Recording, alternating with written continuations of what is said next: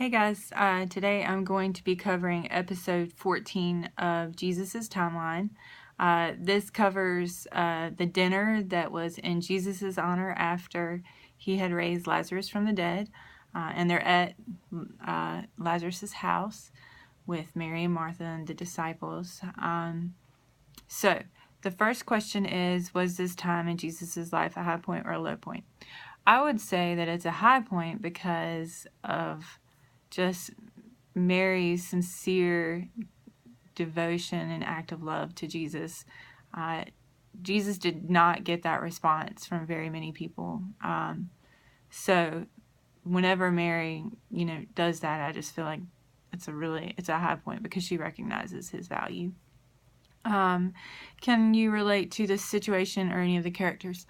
I can relate to the disciples and Judas, who were kind of appalled that she would take a perfume that was worth so much money and there's so much of it, and just pour it all over Jesus, because I'm focused on the earthly aspect of the money, when really Jesus is of infinite value. So I think I can relate to that a lot, just by often looking at things with the wrong perspective.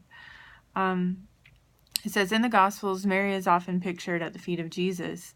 What stands out about how she responds to Jesus, and what does this show about what she believes about Jesus? Well, obviously it stands out that she would take such a valuable possession and,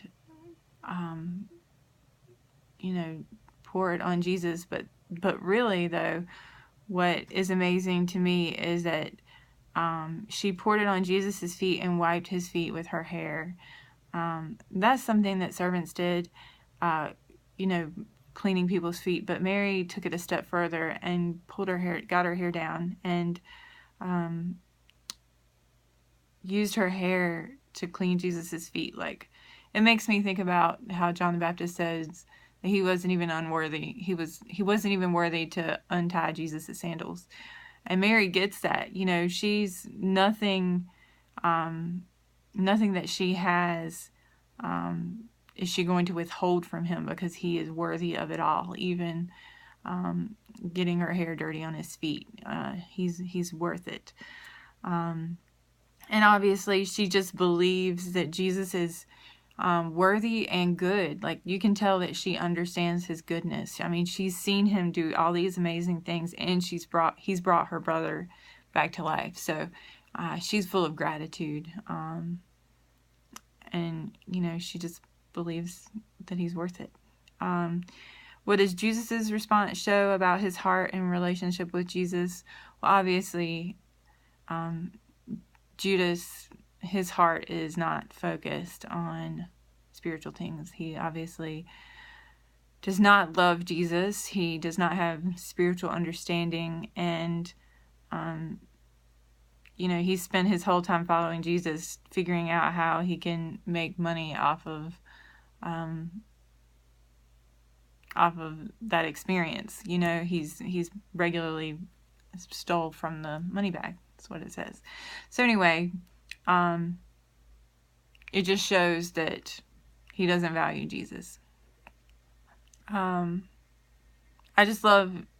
think both of these passages make me think about, both of these questions make me think about how where your treasure is, there your heart will be also.